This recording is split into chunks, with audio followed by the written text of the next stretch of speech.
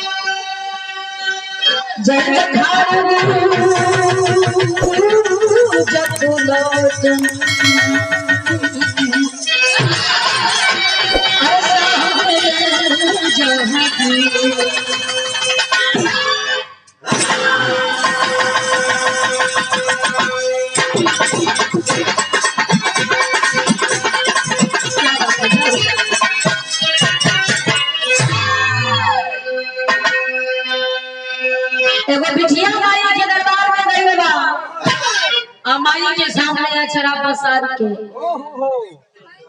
कहले का भैया अब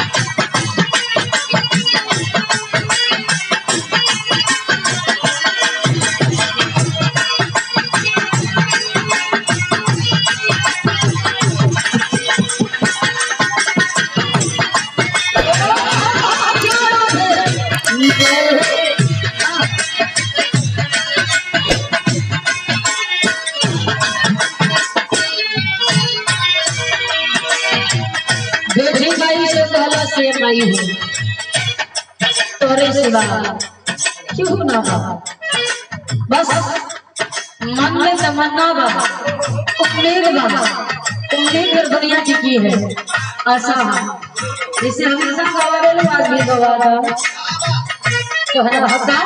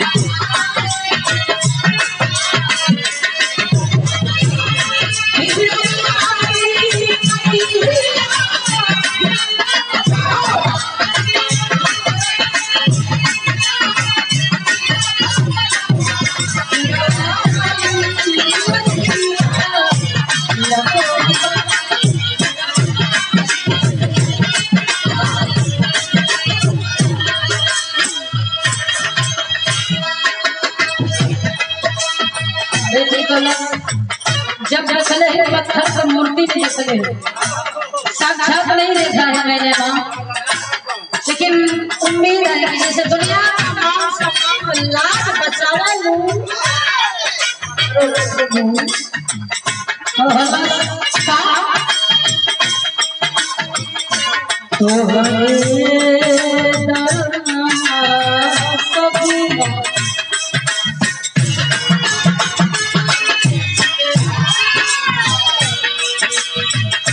हरे दरवाजा कहाँ से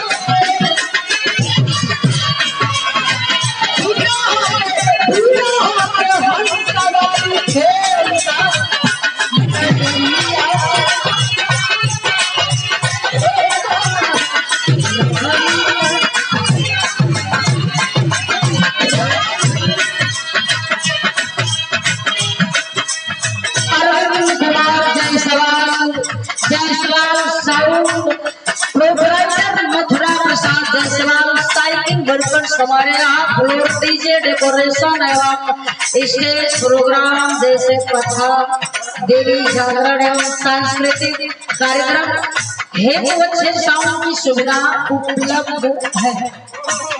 पंजाब नेशनल बैंक के पास किलिया बाजार चंदौली से भैया की तरफ से ये 50 रुपए का पुरस्कार माई भगवती करें नवोहिनी करें। आपका साउंड सिस्टम ये भी चलता रहे। हम यहाँ से कबाब भैया कैसे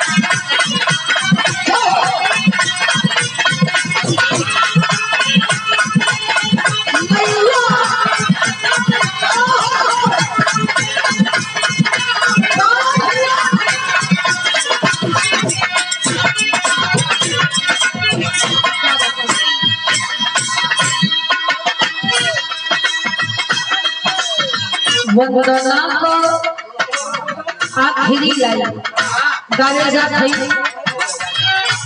वंदना मेरे गुरुजी कहते हैं वंदना का मतलब वंद धन इक्वल टू वंद।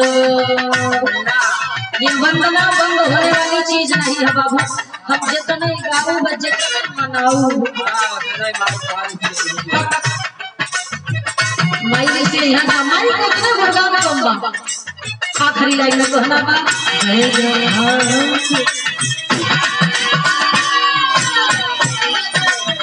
जय जयकार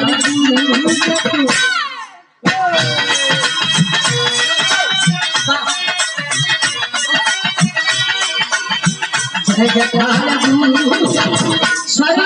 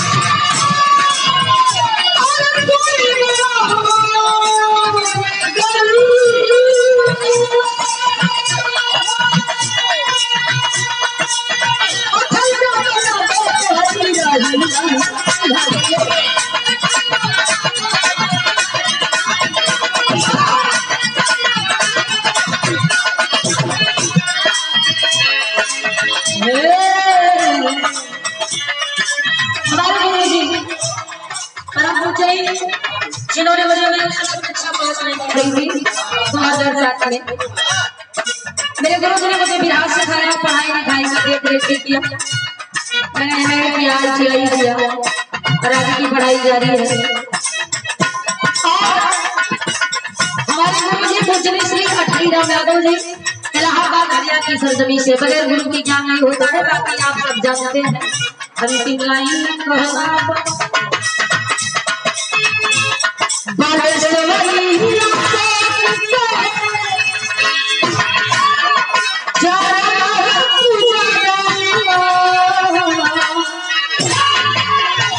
मेरे पिताजी अब इस दुनिया में नहीं है। अभी दिसंबर आएगा, 28 दिसंबर को मेरे फादर को, मेरे पिताजी को साल भर हो जाएगा उनकी डेथ को, और श्रद्धांजलि दिवस भी अगले वर्ष मेरे पिता थे तो दिसंबर में मेरा बर्थडे मनाते थे और 1000-2000 लोगों की भीड़ होती थी। पर अब मेरे पिता का साया मेरे सर पे नहीं है, तो दिसंबर में उनकी श्रद्धांजलि भी मनाती हूँ, जहाँ भी उनकी आत्मा को शांति मिले। लेकिन पिता पिता होता है बाबूजी, पिता के जैसा कोई अपना कोई भी उनकी बराबरी नहीं कर सकता, ना उनके जैसा हमारी आपकी कोई देख रेख कर सकता है।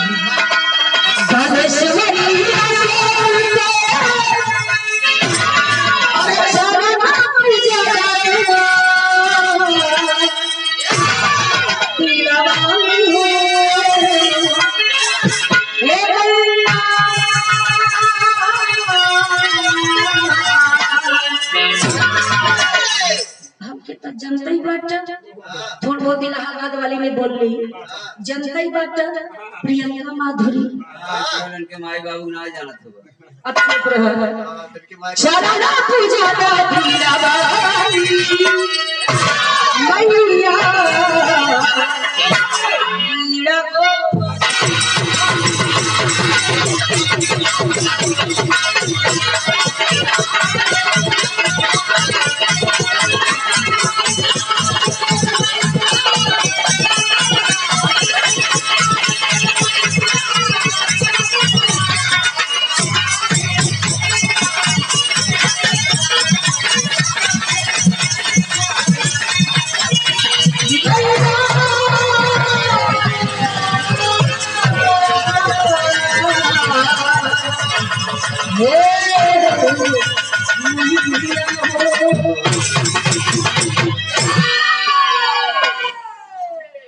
चार लाइन में वंदना खत्म, अब 2 लाइन में कुछ बजा।